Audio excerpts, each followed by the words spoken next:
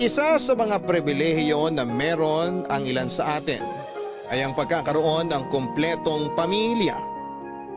Pero ang masaklap na katotohanan, marami sa atin ngayon ang dumaranas ng isang pamilyang kailanman ay di na mabubuo pa. Katulad na lamang ng naging buhay ng ating kabarangay na si Lizelle. Mula sa malaking pamilya ay unti-unting nalagas sa buhay nito ang mga kamag-anak niya. Ano bang nangyari sa pamilya ni Lizelle?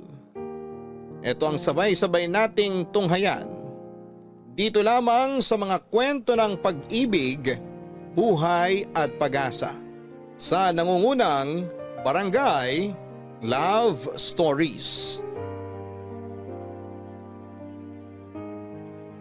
Dear Papa Dudut, magandang araw po. Ako po si Lizelle, 36 years old at isa po ako sa mga Filipino fan ninyo dito sa Australia. Lagi kong napapakinggan ang inyong programa online at hindi ko maiwasang ikumpara ang sarili ko sa mga letter sender ninyo dahil nakaka-relate ako sa mga kwento nila. Minsan na rin po akong niloko. Naranasan ko na rin maiwan at pagtaksilan at alam na alam ko kung gaano kasakit mapagdaanan ang mga bagay na yon. Kaya ko po naisipang magpadala ng sulat sa inyo ay para naman i-share ang sarili kong kwento sa inyong mga listeners. Lumaki ako sa isang malaking pamilya. 10 kaming magkakamag-anak na nakatira sa isang bahay noon. Ang family house namin nasa sabay binuo ng aking lolo't lola ang siya nang kumumpleto sa pagkabata ko. 3 kaming magkakapatid at ako ang panganay. Kasama ang mga magulang ko ay hindi napabayaan ang kabataan naming magkakapatid dahil nagsilbi na ring magulang namin ang 2 pang kapatid ni Mama na sina Tito Ben at Tita Mabel.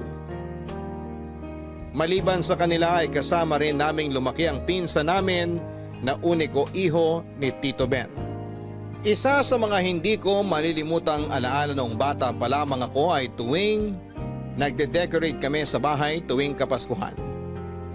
Abala noon sina Papa at Tito sa pagkabit ng Christmas lights samantalang sina Mama at Tita Mabel naman ang bumubuo ng Christmas tree.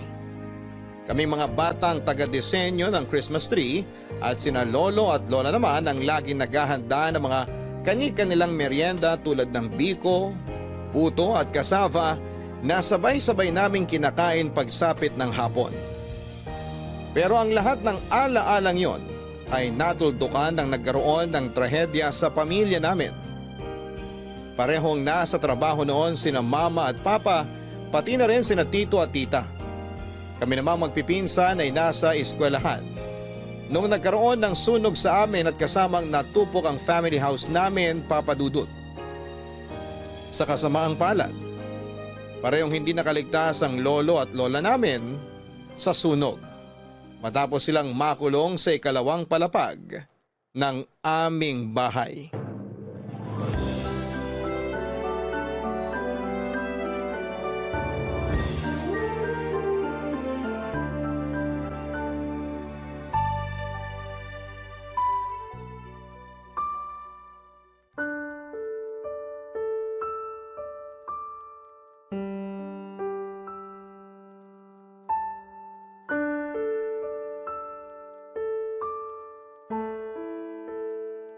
Tita, gusto niyo po bang ako na munang magbantay dito para makapagpahinga kayo? Hindi, okay lang. Matulog ka na, may pasok ka pa bukas. Panghapon po yung klase ko bukas, kaya pwedeng ako munang tumao rito para may kasama sina lolo't lola. Samahan mo na lang ako kung gusto mo. 2 araw na lang bago ang libing nila nanay at tatay. Ayokong iwan sila. Gusto ko nandito ako sa tabi nila hanggang sa huli. Sige po, samahan ko na lang kayo. Gusto niyo po ng kape? Ipagtitimpla ko po kayo. Salamat pero mas lalo akong inaantok kapag nagkakape ako. Ganun po ba? Hindi talaga kayo mahilig sa kape, no? Hindi tulad ni Lola na 3 beses yata sa isang araw kung uminom ng kape. Niliteral yung 3-in-1, naging 3 times a day. Kape na ang tubig nun eh. Ay, alam mo ba, ang kwento sa akin nila Mang Doming, Nasa labas daw sina nanay at tatay nung nangyari yung sunog. Talaga po? Oo. Pauwi pa lang daw siya galing palengke nung nagsimula yung sunog. Si tatay naman na kina Mang Doming nakikipagkwentuhan. Nung nalaman ni nanay na may sunog, dumiretso kagad siya sa bahay para sabihan nga itong si tatay. Tapos nung nalaman naman ni tatay sa kapitbahay na pinaghahanap siya ni nanay sa loob ng bahay, pinuntahan naman siya ni tatay. Mabilis na kumalat yung apoy eh. Pareho silang natrap sa loob. Ayun, nakita na lang sila ng mga bumbero sa may CR sa second floor, magkayakap. Hanggang ngayon hindi ko pa talaga matanggap na wala na sina lolo at lola. Nung nakaraan lang, masaya pa kaming nagkukwentuhan tungkol sa teleseryeng pinapanood namin. Ngayon, hindi niya na mapapanood yung palabas na yun. Ano po ba kasing nangyari? Ano daw yung dahilan ba't nagkasunog? Electric pan daw na nag-short circuit. Yun ang sabi ng mga nag-imbestiga. Naiwan daw na bukas yung maliit na stand fan dun sa kwarto ng kapitbahay natin. Natabig siguro nung alaga niyang pusa yung patungan ng electric pan, tapos hindi na malaya nung may-ari na tumumba yun sa may kama niya. Lumabas siya para kumain, tapos pagbalik niya, malaki na yung sunog. Paano na tayo niyan, tita? Saan tayo ngayon titira? Wala man lang tayong naisalbang gamit. Nagkausap na kami ng papa mo. May kakilala daw siya sa Tondo na pwede nating lipatan. Maglo-loan na lang ako sa bangko para may pambayad tayo sa upa. Totoo po ba na hindi nasasama sa atin sina tito pagkatapos ng libing? Yun ang sabi niya. May nahanap na raw silang lilipatan ng anak niya eh. Ang hirap ng ganito. Totoo talaga yung sinabi nila na mas maganda na lang na manakawan kaysa masunugan. At least kapag ninakawan tayo, may matitira pa sa atin. Pero itong nangyaring sunog, ni isang damit wala man lang natira para sa atin. Ang balita ko, pupunta dito yung mga taga-munisipyo para magbigay ng ayuda. Kaninang umaga may nagpunta rin dito para mamigay ng donasyong damit. Naabutan mo ba yon? Opo, itong suot kong damit ngayon galing po sa donasyon. Ang chismis nga rin daw po, may ibibigay na tulong si Mayor para sa mga namatayan. Hindi ko lang alam kung gaano katotoo yun. Talaga? Ay, sana nga may ibigay sila. Malaking tulong yun bilang panimula kung sakasakali. Mamimiss ko tong lugar na to kapag lumipat na tayo. Ay naku, ako rin. Dito na ako lumaki eh. Pero ganun talaga ang buhay. Kahit gaano kasaklap ang mga pangyayari, patuloy pa rin umiikot ang mundo. At kailangan nating sumabay doon.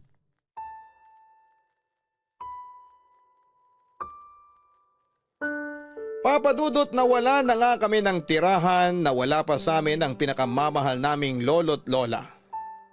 Sa isang open court ibinurol ng ilang araw ang mga labi nila lolo't lola. Doon ay nakasama namin ang mga katulad naming nasunugan din. Ilang linggo kaming nanirahan sa court na yon bago nakahanap sina mama at papa ng malilipatan.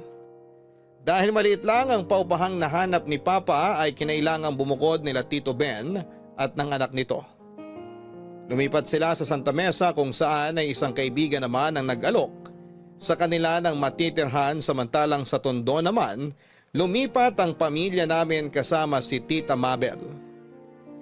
Mula sa 10 ay naging 6 na lamang ang dating nakasanayan kong malaking pamilya. Ang lahat ng pinaghirapan namin sa mga nagdaang taon ay bigla na lamang nawala. Para bang nag-back to zero kami at kinailangan naming magsimula ulit. Mahirap ang pagbangon na ginawa namin.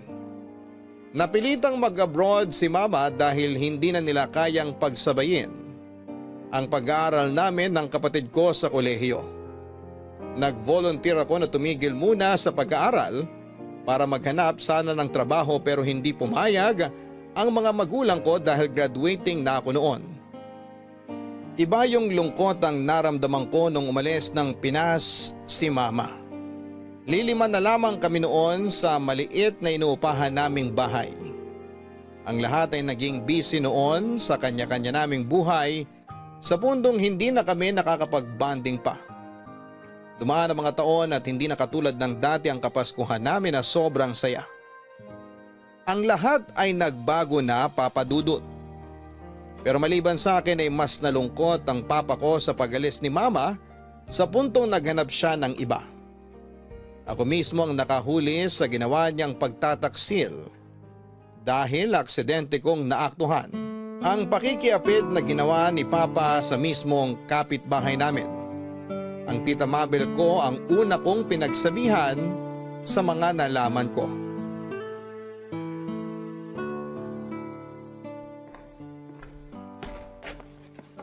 Lisel, alam mo ba kung nasa ng tatay mo? Magpapatulong sana ako ikabit yung binili kong bumbilya sa kwarto. Napundi na kasi yung ilaw ko dun eh. Nasa labas po yata. Di ko alam. Di ko napansin. Ako na lang po magkakabit. Huwag niyo nang asahan si Papa. Sige. Total mas matangkad ka naman kaysa sa akin. Teka, nasan nga ba yung tatay mong yun? Kaninang umaga ko pa siya hinahanap pa. Malay ko po. Lagi naman siyang wala sa bahay Hindi na kayo nasanay. Ay, yung lalaking yun talaga, oo. Simula nung nag-abroad ang mama mo, wala nang ibang inatupag kundi ang maglakwat siya. Check niyo po sa kapitbahay. Paniguradong nandun na naman yun. At ano naman ang ginagawa niya doon? Ewan ko po. Nangangabit siguro. Ano yun? Wala po. Amin na po yung bumbilya para maikabit ko na po yung ilaw nyo. Hindi, linawin mo yung sinasabi mo. Yung nabanggit mo, nangangabit? Anong ibig mong sabihin na nangangabit? Kung ano po yung ibig sabihin ng nangangabit, yun po mismo ang gusto kong sabihin. Sinasabi mo ba sa akin na may kabit ang tatay mo? Kabit, kerida, kalaguyo, mistress, number 2, o kung ano pang ibang tawag sa kanila. Opo, tita. Nahuli ko po si Papa na may kabit. Lisel, sigurado ka ba dito? Malaking paratang yung mga pinagsasasabi mo. Bakit ko po sisiraan ang sarili kong tatay? Sinong anak naman ang gagawa nun? Okay, sige, ganito. Ikwento mo sa akin kung ano yung nalalaman mo. Lahat ng detalye, ha? Bakit mo naman nasabing may kabit ang tatay mo? Nakita ko po siya sa ibang lugar na may kasamang babae. Yung kapitbahay natin, si Marisa. Magkasama sila sa labas. Nagde-date. Marisa? Yung asawa ng construction worker na nagtatrabaho sa Bulacan ngayon? Opo, siya nga. Paano mo naman nasabing nagde-date sila? Baka naman aksidente lang sila nagkita sa isang lugar, ganun. Nakita mismo ng mga mata ko kung paano sila maglampungan habang kumakain. Nakaakbay pa nga si Papa sa babae habang nagnanakaw ng halik sa pisngi niya Kung hindi date ang tawag doon, hindi ko na po alam. Diyos me, paano nagagawa to ng tatay ninyo? Nagpapakahirap ang kapatid ko sa ibang bansa. Tapos, itong magaling ninyong ama, nilulustay lang ang pinapadalang pera ng nanay ninyo sa ibang babae. Ano ba ito ng mama ninyo? Hindi pa po niya alam. Hindi ko po alam kung paano ko sasabihin sa kanya yung totoo Ako na lang ang magsasabi sa kanya. Kakausapin ko mamaya ang papa mo at baka maayos pa natin ito. Karapatan po ni Mama na malaman ng totoo.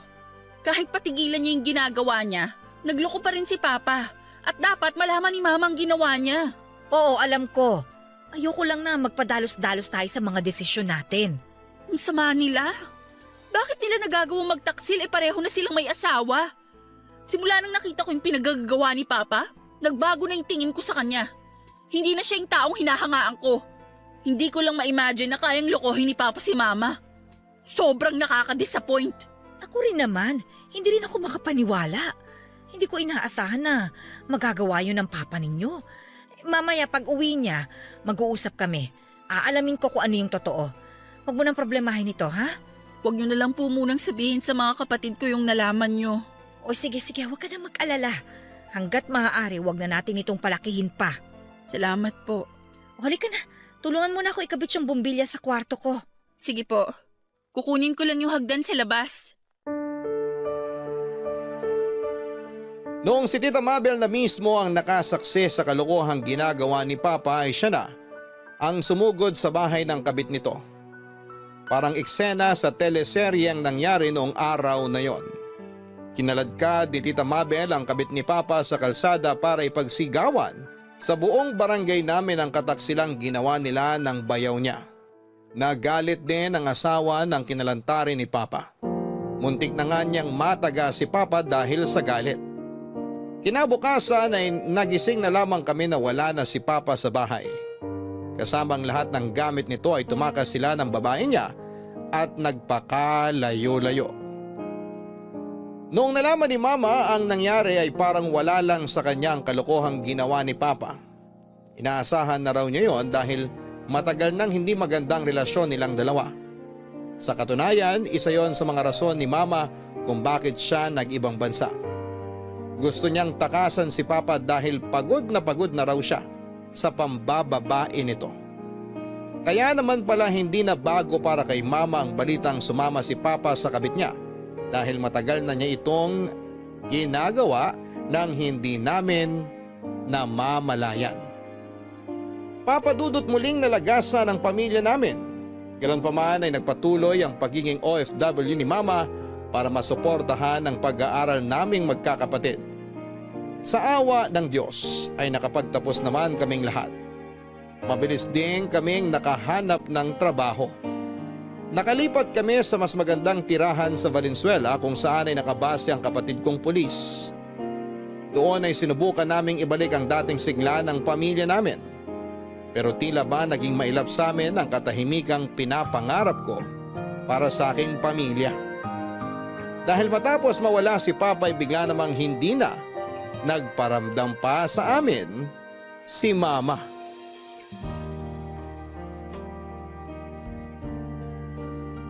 Papadudot na laman na lang namin na may iba na rin palang kinakasama si Mama sa ibang bansa. Kaya hindi na ito masyado nagpaparamdam sa amin noon. Ayon sa kanya ay bata pa naman daw siya at may karapatan pa siyang maging masaya. Isa pa ay nagampanan na raw niya ang trabaho niya bilang isang ina sa amin. Napagtapos niya kami gamit ang dugot pawis niya, kaya sapat na raw yon. Isa pa ay alam niya ang kayang-kaya na namin ang mga sarili namin dahil meron na raw kaming kanya-kanyang buhay. Galit na galit noon si Tita Mabel sa ginawang yun ni Mama pero wala na kaming magagawa pa. Dahil ng mga panahon na yon ay hindi na namin alam kung nasaan siya. Baka nga nasa Pilipinas na siya noon kasama ang bago niyang pamilya. Nakakalungkot na ganon ang sinapit ng pamilya na pinakamamahal ko. Aapat na nga lang kami noon ay bumukod pa ang pangalawa kong kapatid matapos itong makipag-live-in sa kanyang nobya. Tanging ako, ang bunso kong kapatid at si Tita Mabel na lamang ang kasama ko noon sa bahay. Naisip ko na kung ayaw na akong samahan ng mga tinuturing kong pamilya, ako na mismo ang maghahanap at bubuo ng sarili kong pamilya. Papadudot binuksan ko ang puso ko para sa mga taong willing akong mahalin. Sinubukan ko makipag-date at bago ko nahanap ang tunay na pag-ibig, ay sari-saring sakit muna ang pinagdaanan ko.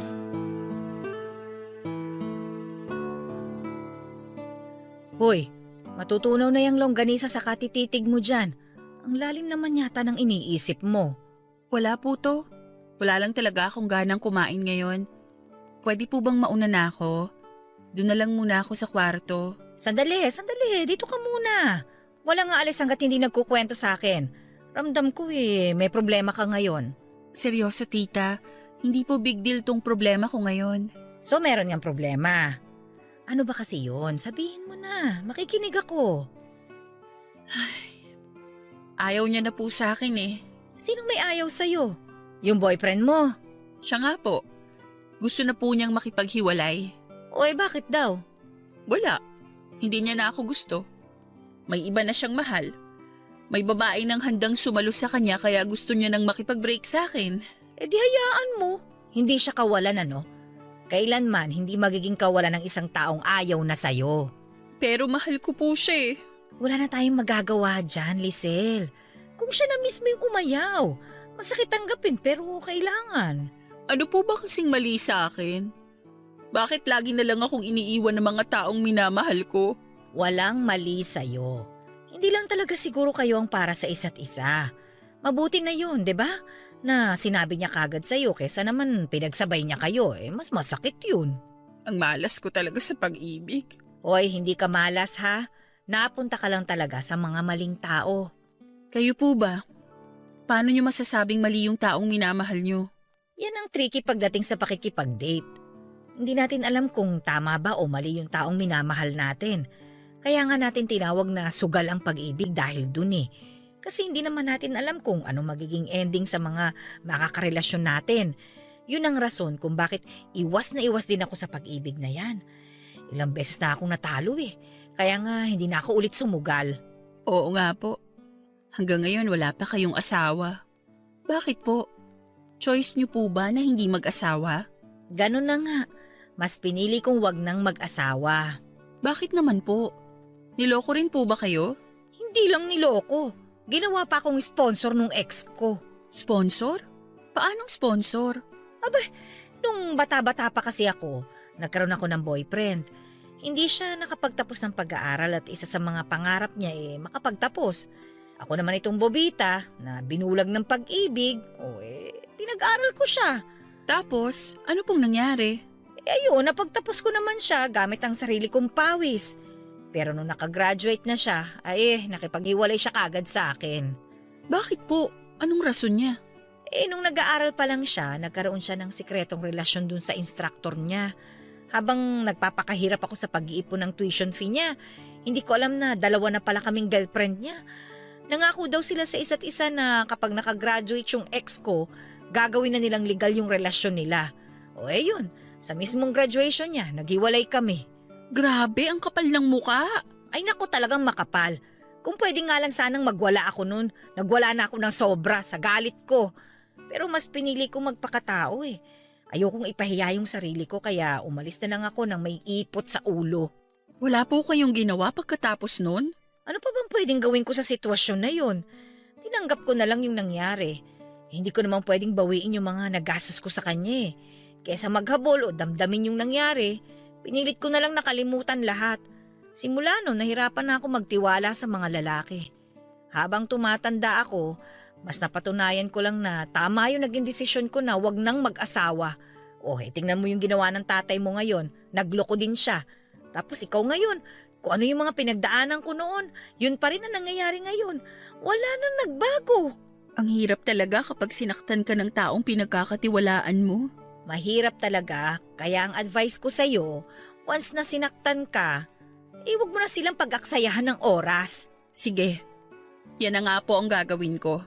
Salamat sa payo nyo, tita. Walang anuman. Kakainin mo na ba yung longganisa mo o ako nang papapak niyan? Kakainin ko na po. Ang bango natakam ako bigla. Siya, sige. Kumain ka na dyan. Huwag mo nang isipin yung lalaking yon.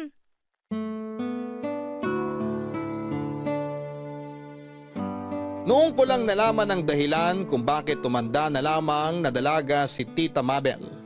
Naubos na pala ang tiwala niya sa mga lalaki. Kaya mas pinili na lamang niyang mapag-isa.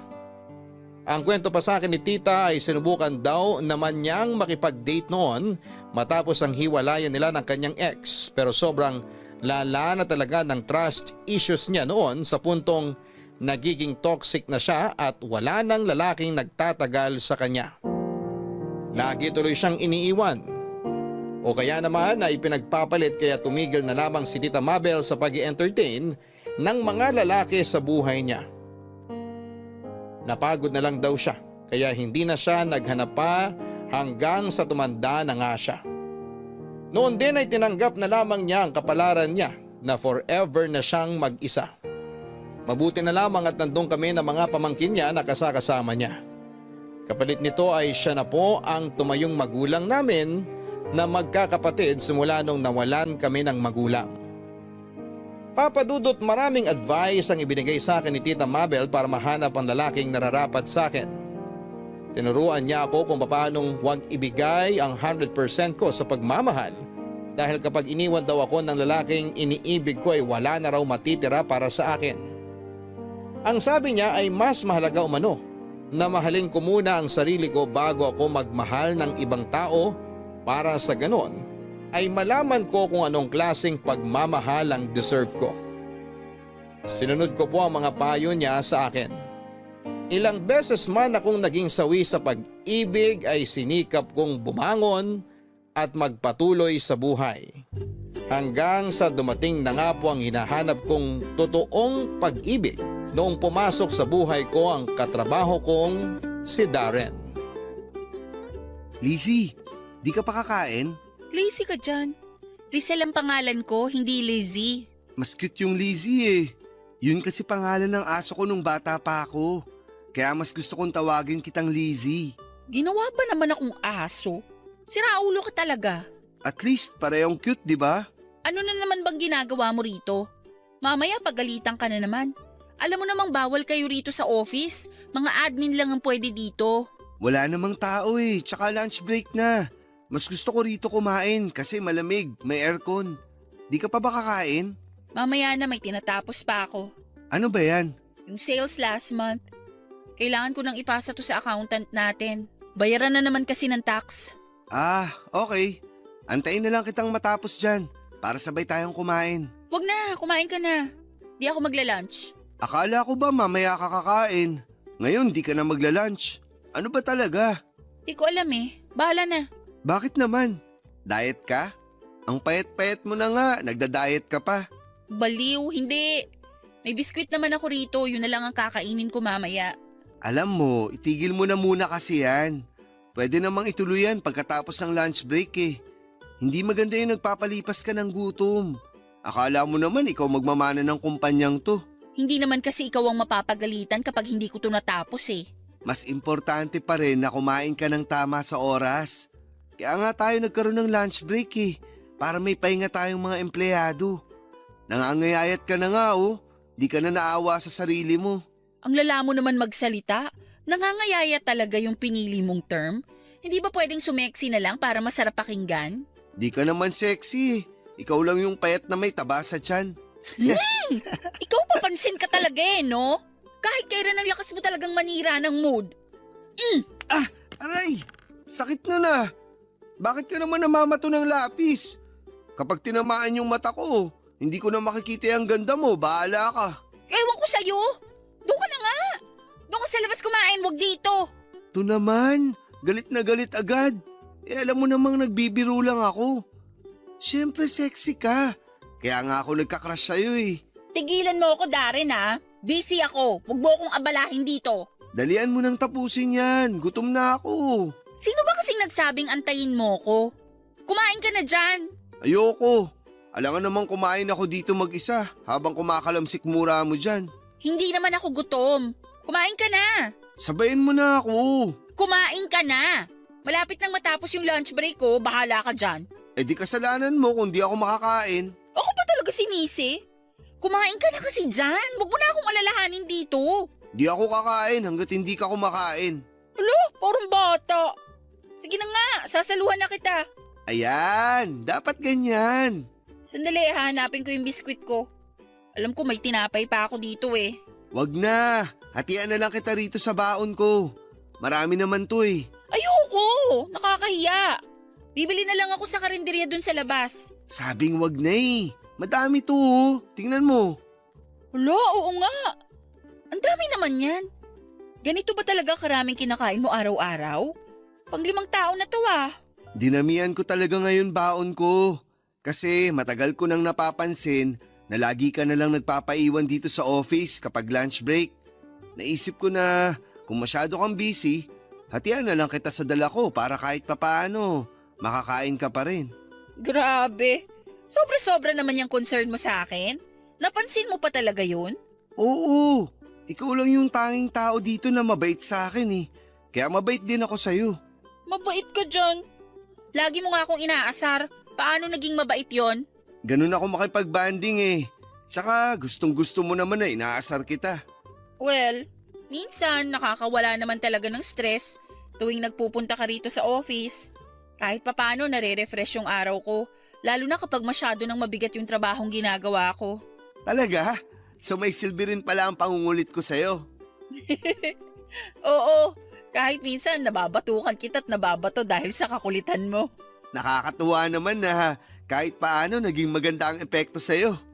Hayaan mo, sa mga susunod na araw, mas kukulitin pa kita. Hoy! Siraulo ka talaga! Sa opisina ng isang factory ng mga cardboard ako nagtatrabaho, Papa Dudut. Baguhan lang noon si Darren bilang isang factory worker nung una ko siyang nakilala. Katulad ko ay sa Valenzuela rin siya nakatira. Kulokoy si Darren at isa ko sa lagi niyang inaasar noon.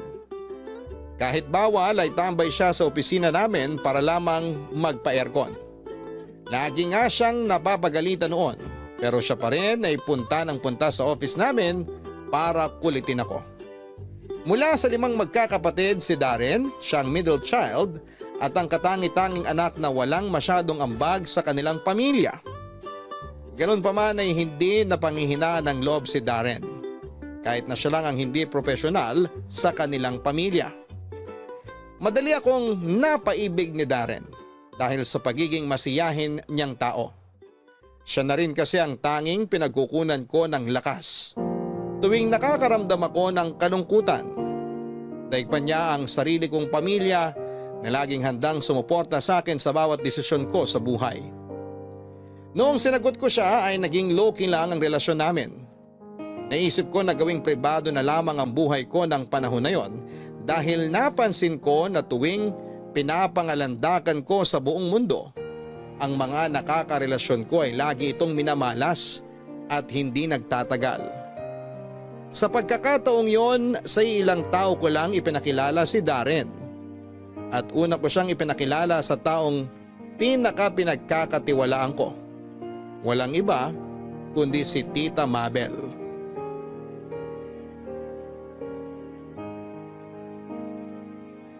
Papadudod simula nung naging kami ni Darren ay itinuring ko na siyang parte ng aking pamilya.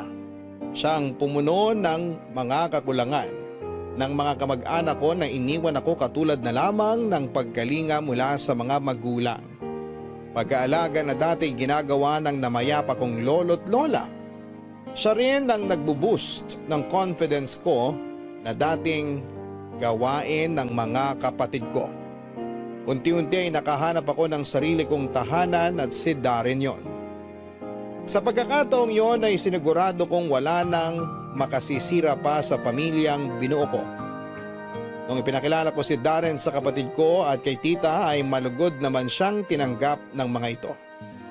Sa pagdating niya sa buhay namin ay tila ba muling nagkaroon ng kulay ang munting tahanan namin. Nagkaroon ng tropa ang bunso kong kapatid at nagkaroon naman ng bagong katsikahan ng tita ko sa pamamagitan ni Darren. Naging feel at home siya sa bahay sa puntong halos doon na nga siya tumira noon. Sa mga sumunod na taon, tuwing may mga importanteng kaganapan sa buhay namin ay laging nandun si Darren. Kasama namin siya noong first time kong magdiwang ng Pasko. Naiilan lang kami. Ganun pa man ay hindi lungkot ang naramdaman ko dahil kokonti lang kami kundi iba yung saya ang yumakap sa puso ko ng time na yon. Dahil kasama kong mag-celebrate ng Pasko at bagong taon ang taong minamahal ko.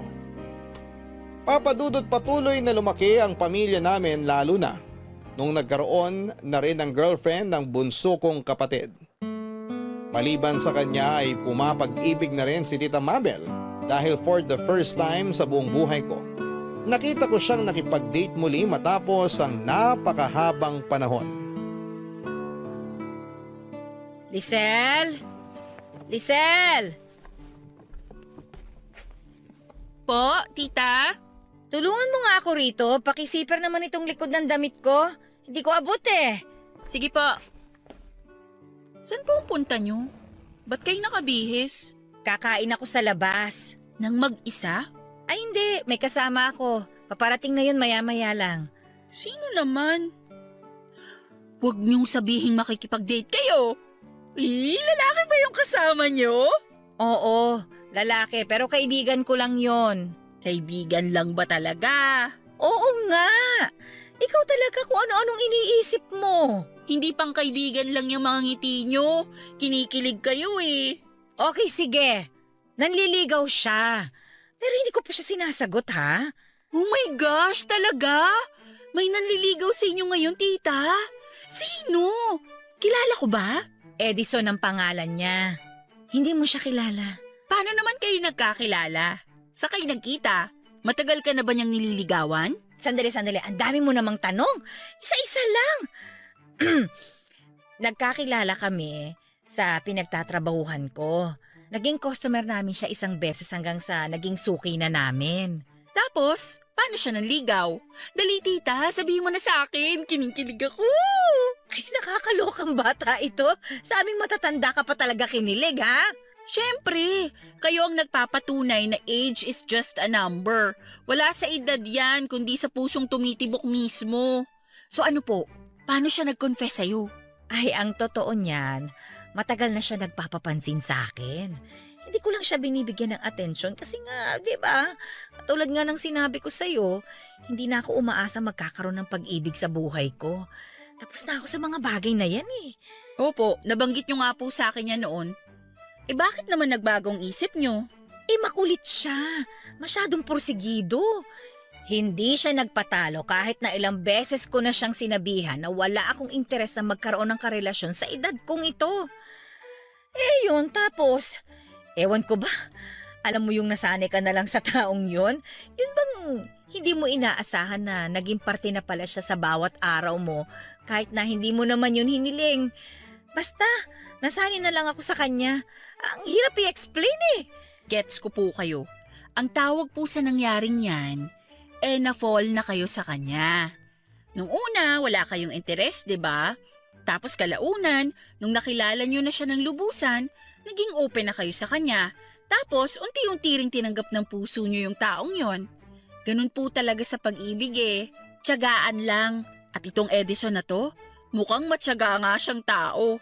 Kasi hindi niya kayo tinigilan hanggang sa napa-oo niya kayo. Ganun na nga siguro ang nangyari.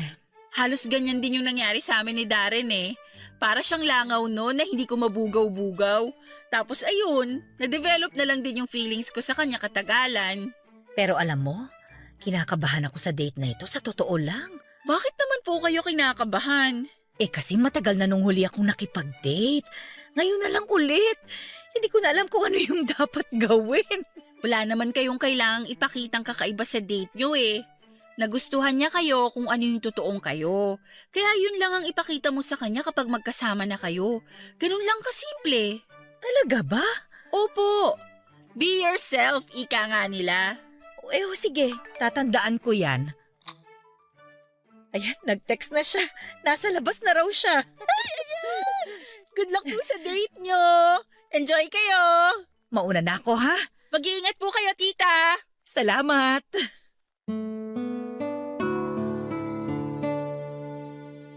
Ako na siguro ang pinakamasayang tao sa mundo noong nalaman kong sa wakas ay muling binuksan ni Tita Mabel ang puso niya para sa ibang tao.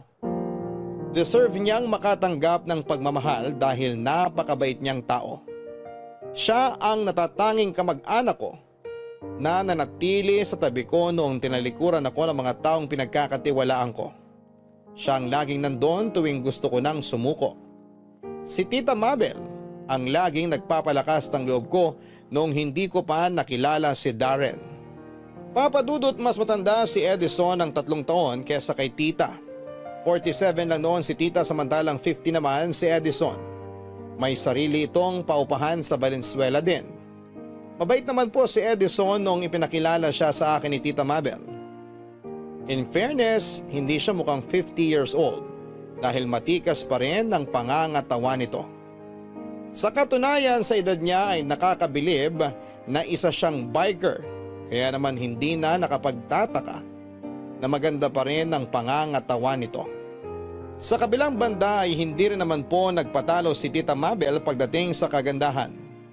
Nasa dugo na kasi namin ang pagkakaroon ng itsura na mas bata kesa sa edad namin. Akalain lang ng lahat na 30s pa lang si Tita noon kahit na malapit na siyang mag-50. Sa totoo lang ay bagay silang dalawa at natutuwa ang puso ko na lahat kami sa bahay ay meron ng kanya-kanyang kapareha sa buhay. Ang problema nga lang noon, Papa Dudot, ay hindi ko na makikita kung papaano ang magiging love story nila ni Tita Mabel at Edison dahil noong mga panahong yon ay naghahanda na po ako para sa paglipad ko papunta ng Australia matapos akong makuha sa inaplayan kong trabaho doon bilang OFW.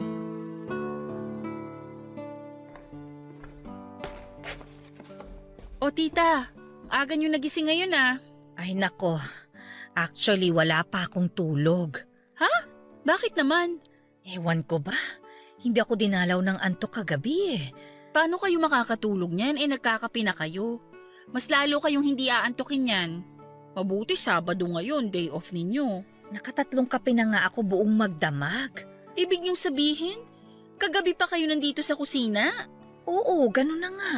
Hindi pa naman kayo mahilig sa kape. Bakit po? May problema po ba? Ay, hindi ko alam. Madami lang siguro akong iniisip. Tulad naman po ng ano. Tungkol ba to kay Edison? May problema ba kayong dalawa?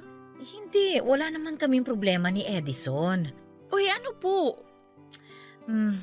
Eto. Ano po yan? Yan yung ginagamit sa pregnancy test Tita, buntis po ba kayo? Di ko alam. Hindi ko pa na-check yung resulta. Natatakot akong tingnan eh. Bakit naman po? Ayaw niyo po bang mabuntis? Hindi naman sa ganon. Basta, ang totoo niyan, pangalawang test ko na ito eh. Nag-test na ako nung nakaraan pero gusto ko lang ulit i-confirm kung may laman ba talaga itong tiyan ko ngayon. Ano pong resulta nung nauna? Positive. Pero ayaw ko maniwala kasi parang imposible na ako magkaanak eh. Pwede naman kasing magbigay ng false positive itong mga pregnancy test na to. Kaya yun ang pinaniwalaan ko. Baka nagkamali lang yung resulta. Pero nung nagtagal, nakaramdam na ako ng mga sintomas ng pagbubuntis eh. Oh my gosh! So buntis nga kayo? Itong PT na ito sa harap natin ang magkukumpirma niyan. Kung positive ulit yan, ibig sabihin buntis nga talaga ako. Gusto niyo po ako na lang mag-check? Ay sige nga, ikaw na lang para matapos na ito. Sige po. Oh my gosh! Tita! Ano? Positive ba? Congratulations po! Confirmed! Buntis nga po kayo! O bakit po ganyan ang reaksyon niyo? Ayaw niyo po ba sa bata? Hindi naman. Hindi ko lang inaasahan na sa edad kong ito ay mabubuntis pa pala ako. Hindi, meron po talagang ganyan.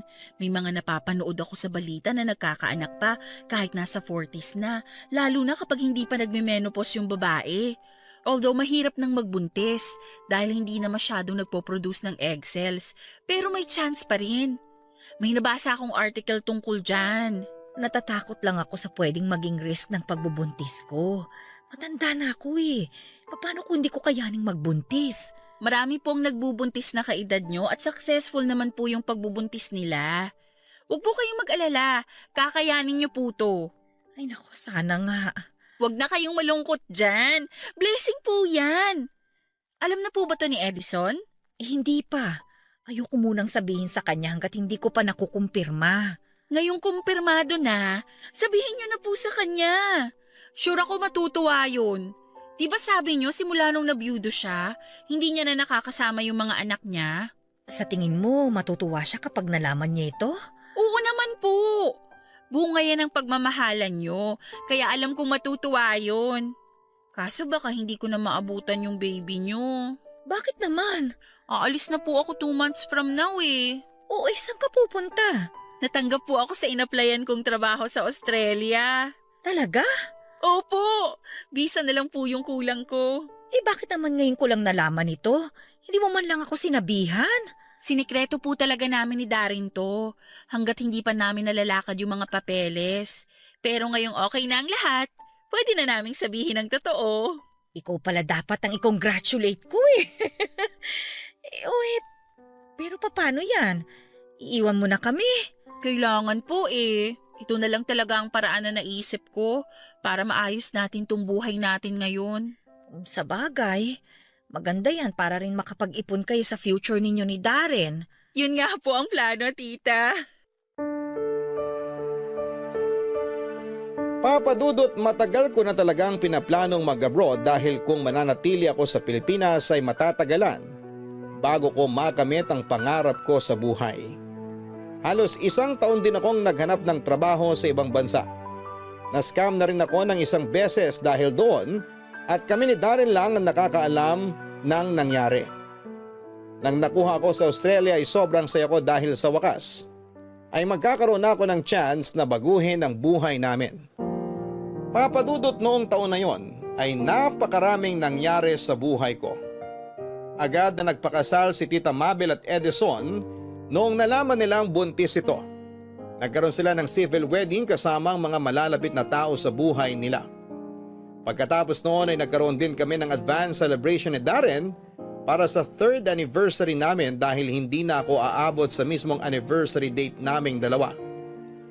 Hindi ko malilimutan ang taon na yon dahil yun lang yung araw na lubos-lubos ang pagkagala ko sa mga magagandang blessing na dumating sa buhay namin. Para akong nanumbalik noon sa pagkabata ko kung saan ay kompleto pa ang pamilya namin. Ang sayang nararamdaman ko noong bata pa lamang ako ay katulad ng sayang nararamdaman ko noong time na yon. Mabilis na dumaan ang mga buwan. Dumating na ang araw ng pag-alis ko. Mabigat pala sa dibdib na iwan ang natatanging pamilya ko sa Pinas. Pero sa parehong pagkakataon ay excited ako sa maaring buhay na danasin ko sa Australia. Nangako ako sa sarili ko na pagbalik ko sa Pinas ay aangat na ang estado namin at hindi na katulad noon na namomroblema pa kami sa mga gastusin namin sa bahay.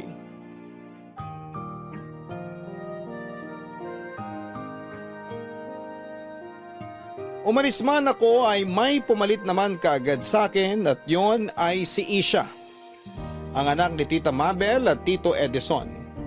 Nakakatuwa dahil yon ang patunay na hindi pa huli ang lahat. Late mang nagkaasawa at nagkaanak si Tita ang mahalaga, ay naranasan pa rin niya ang mga bagay na yon. Sa wakas ay may matatawag na rin siyang sarili niyang pamilya. Nung panahong yon ay kina Tito Edison na nakatira si Tita Mabel samantalang naiwan naman ang bunso kong kapatid kasama ang girlfriend nito sa dati naming bahay. Papadudot matagumpay na naipanganak ni Tita Mabel si Isha. Pero dahil sa edad ni Tita ay nagkaroon ng komplikasyon ng bata. Ipinanganak si Isha na mayroong Down syndrome. Nakakalungkot man ang nangyari pero isa pa rin yung blessing. Kaya naman labis-labis na pagmamahal ang ibinibigay namin kay Isha.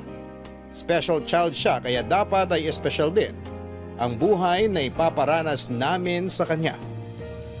Bilang pinsan ay ine-spoil ko si Isha. Lahat ng gamit niya ay nagmula pa sa Australia mula sa mga damit, laruan at gamit na pang baby. Halos every year ako noon kung magpadala ng package sa mga kamag-anak ko sa Pilipinas. Magastos pero worth it naman yon dahil alam kong napapasaya ko ang pinsan ko, pati na rin si Tita na malaki ang naging tulong sa buhay ko. Sa loob ng ilang taon, ako ang naging katulong ni Tita sa pagpapalaki sa kanyang anak na si Isha. Ay, oh! Ito! Maganda! Bagay kay Isha! Marami raw po talagang damit na isinuksok dyan si Lizelle sa package na ipinadala niya. Masyado marami tong pinadala niyang damit. Mabilis lang naman lumaki ang bata eh. Hindi na magagamit ito ni Isha pagkatapos ng ilang taon. Sayang naman. Hayaan niyo na po. Alam niyo namang enjoy na enjoy si Lizelle sa pagbili ng mga gamit para kay Isha. Oh, ito. Chocolate. Nakapangalan sa'yo, oh. Ayun! Yan yung iniintay ko. Tsaka may sapatos din daw siyang ipinadala eh. Ay, sandali. Isa-isahin natin. Masyadong malaki tong balikbayan box na ipinadala ni Lizelle eh.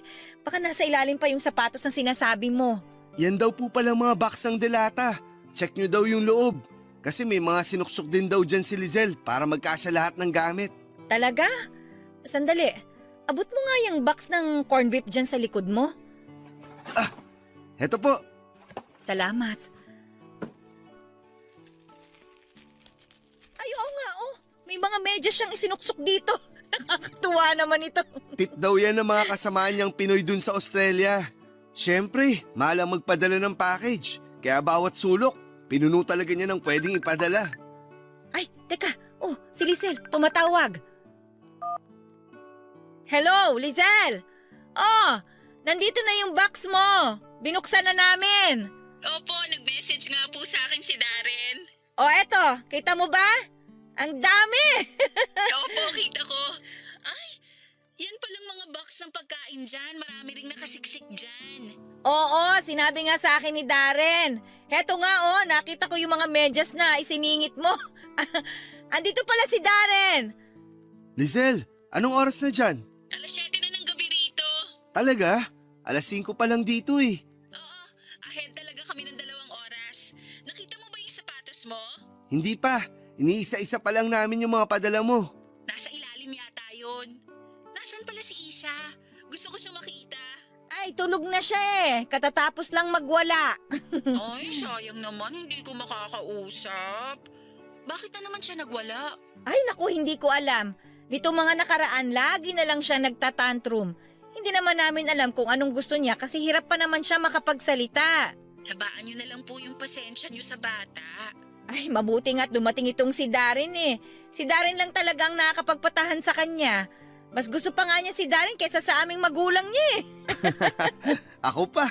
Matagal na ako nagpa-practice na maging daddy. Hoy, daddy ka dyan. Gusto na raw maging daddy ng boyfriend mo. Oh, pagbigyan mo na kaya. Wala ka pa bang planong umuwi muna dito? Mahirap pang umuwi ngayon, tita eh.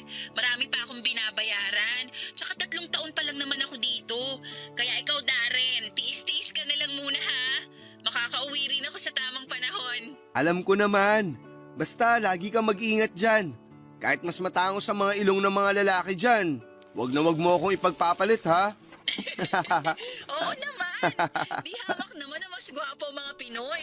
Kahit maliliit, at least cute. Oh, eto na yung sapatos mo. Oh, nakita ko na. Yun oh. Salamat po tita. Ganda. Ayos ba? Oo, astig neto. Salamat dito ah. Walang anuman. I love you. Love you too. Papa Dudut, bahay ang una kong naipundar simula noong nagtrabaho ako sa Australia. Inunti-unti ko ang pagpapatayo nito at si Darren ang nag-asikaso ng lahat ng yon sa Pilipinas. Siya ang nagbantay at nakipag-usap sa architect at engineer na namamahala sa ipinatayo kong bahay. Sa katunayan ay may input pa si Darren sa disenyo ng bahay dahil yon ang magiging tahanan namin para sa pamilya na aming bubuin. Nung nakapagpatayo ako ng bahay ay doon na tumira si Darren. Lumipat din doon ang bunso kong kapatid kasama ang girlfriend nito mula sa dating bahay na inuupahan namin. Pagkatapos ng bahay, negosyo naman ang sumunod na ipupundar ko. Laundry shop ang naisip naming negosyo dahil malaki ang kita noon. Nung nagsettle down na ang lahat at nagkaroon na ako ng sapat na ipon, ay saka ako nag-decide na umuwi na ng Pilipinas kasama ang isang magandang balita. Ito ay ang plano naming pagpapakasal ni Darren. 10 taon na kaming magkasintahan ni Darren noon, kaya nararapat lang din na magpakasal na kaming dalawa para makabuo kami ng sarili naming pamilya. Pagka-uwi ko ay nagkaroon kami ng house blessing sa ipinatayo kong bahay. Doon namin ibinalita sa lahat ang engagement namin ni Darren. Pero ilang linggo lang ang lumipas ay isang sekreto ang aksidente kong nadiskubre mula sa taong mapapangasawa ko. Papadudot na hack ang Facebook account ko kaya kinailangan kong gumawa ng panibagong account. Nakigamit ako ng Facebook ni Darren para i-message ang mga kakilala ko na i-unfriend na ang dati kong account. Dahil baka magamit pa yon sa panluloko. Nung i-message ko na sana si Tita Mabel ay nagulat ako sa chat history nilang dalawa ni Darren.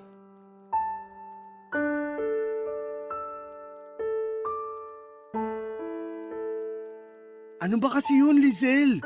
Anong ginagawa natin dito sa bahay nila Tita Mabel? Huwag ka ng maraming tanong. Sumunod ka na lang. Tita Mabel? Tita Mabel, nandiyan ka ba? Buksan mo to! Huminahon ka naman, Lizelle. Gabi Tita, na. buksan mo to! Ba't ka magalit na galit? Buksan mo tong pinto! Oh, Lizelle, bakit? Anong ginagawa niyo rito ni Darren? May pag-uusapan tayong 3. Anong pag-uusapan natin? O sige, pumasok kayo. Ewan ko dito kay Lizelle, tita. Bigla na lang nagalit nang walang dahilan. Nasaan si Tito Edison? Wala siya. May pinuntahan siyang kaibigan. Mamaya pa yun uuwi. Ano bang meron, Lizelle? Darren, akin na yung phone mo. Bakit? Sabing akin na yung phone mo! Heto na, kukunin na. Galit na galit naman eh. Oh, ayan. Buksan mo! Ilagay mo yung pin! Oh, ayaw mo ba talagang ipaliwanag kung ano tong ginagawa mo? Maghintay kayo. May nabasa lang naman akong katotohanan. Gusto ko tong kumpirmahin sa harap nyo mismo. Ano ba kasi yun? Heto, makinig kayong mabuti ha. Babasahin ko tong nabasa ko sa Facebook chat ninyong dalawa. O etong sabi ni tita. Darren, sa tingin ko, buntis ako. Ilang araw na akong hindi dinadatnan, tapos ilang beses na rin akong nagsusuka. Lisel, Sandali! Hindi pa ako tapos sa binabasa ko. Makinig muna kayo, mahaba to eh. Ang reply ni Darren, bumili ka ng pregnancy kit. Mag-test ka para malaman natin kung buntis ka. After ng ilang araw, nag-chat uli si Tita Mabel. Buntis ako. Lizelle, tama na yan. Bakit? Wala pa tayo sa climax. Ayaw mong malaman kung anong reply mo sa chat ni tita? Ito yung reply mo oh. Ipalaglag mo na yung bata. Yan ang sabi mo sa kanya. Pero itong si tita naman, natakot daw magkasala sa Diyos, ayaw magpalaglag. So ang naging plano nyo, naghanap kayo ng desperadong lalaki na magpapakasal kay tita para palabasin na nabuntis siya ng asawa niya. Ano? May namiss ba akong detalye? Lizelle, magpapaliwanag ako. Hindi namin ginusto yung nangyari. Sa totoo nga! Tinikman mo si tita, nabuntis siya, nagpakasal siya sa iba, at pinalabas niyo sa lahat na si Edison ang tatay ni Isha. Yung pinsan ko na minahal ko ng sobra-sobra. Anak mo, Darren.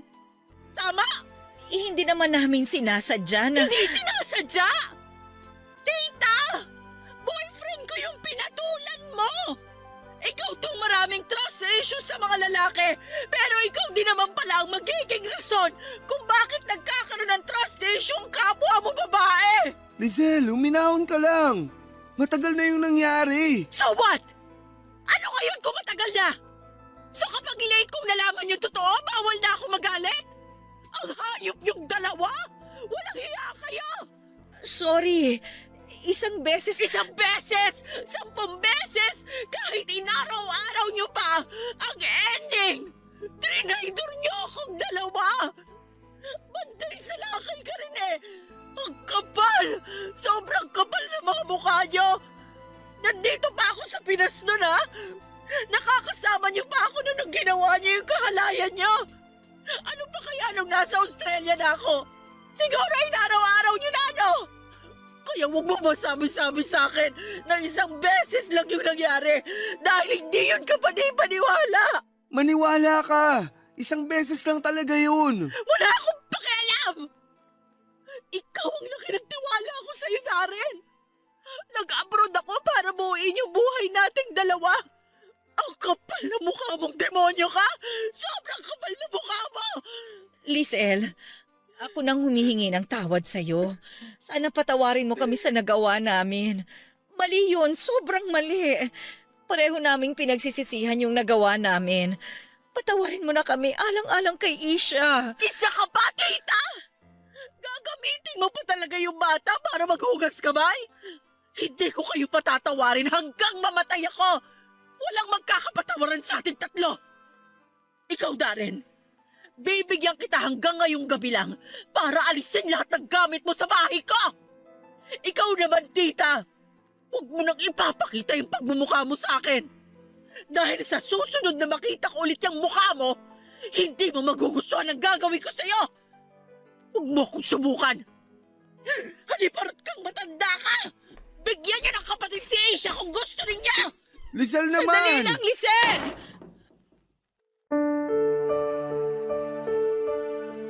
Pagkatapos ng gabing yon ay hindi ko na kailan pa kinausap si Tita Mabel. Hindi ko siya magawang harapin dahil sa nagngingit-ngit na galit ko. Pati si Darren ay hindi ko na binigyan ng pagkakataon na kausapin ako ulit. Tuluyan ko na silang binura sa buhay ko. Sobrang sakit lang para sa akin na ang pamilyang itinuring ko ng napakahabang panahon ay may kakayahan palang pagtaksilan ako. Sa pangalawang pagkakataon ay muling nasira ang pamilyang pinakaiingatan ko. Sa sobrang sakit ng nangyari ay bumalik ako sa Australia para makalimot. Ang bahay na ipinatayo ko sa Pilipinas ay inilipat ko sa pangalan ng kapatid ko dahil wala na akong planong balikan pa yon. Naisip ng bunso kong kapatid na gawin na lamang yon paupahan. Papadudot kung ako ang tatanungin ninyo ay hindi pa ako handang magpatawad sa ngayon. Masyado pang sariwa para sa akin ang nangyaring panluloko na ginawa ng tita ko at ng sariling ex-boyfriend ko. Minsan tuwing tinatanong ako kung nasaan ang pamilya ko, lagi kong sinasabi na wala na akong pamilya, na mag-isa na lamang ako. Totoo nga na blood is thicker than water dahil mas masakit kapag sarili mong kadugo ang trumaydor sa'yo. Sa ngayon ay nilalakad ko na ang citizenship ko sa Australia. Dito na po ako bubuo ng sarili kong pamilya. Hindi na po maganda ang mga ala-ala ko sa sarili nating bayan. Papadudot, dito na po nagtatapos ang kwento ko sa inyo at pasensya na po kayo kung kinuha ko itong pagkakataon para maglabas ng sama ng loob. Regards po sa lahat ng bumubuo ng Barangay Love Stories at ng Barangay LS. Mabuhay po kayo. Ang inyong forever kapuso at kabarangay, Lizelle. Isang kasinungalingan lang ang tanging kailangan para masira ang buong pagtitiwala ng isang tao. Kaya naman mga kabarangay, lagi tayong maging tapat sa mga taong minamahal natin. Huwag na huwag mong pagtataksila ng mga kakampi mo sa buhay dahil kapag niloko mo ang isang mabuting tao, peeg mo pa ang nagtapo ng diamante at namulot ng bato. Hanggang sa muli, ako po ang inyong si Papa Dudut sa mga kwento ng pag-ibig, buhay at pag-asa sa Barangay Love Stories number 1. Sabay-sabay nating pakinggan ang iyong kwento ng pag-ibig, buhay at pag-asa. Ipadala lang sa barangaylovestories@yahoo.com. Nagustuhan ng iyong napakinggan? Ituloy yan via live stream sa www.gmanetwork.com/radio.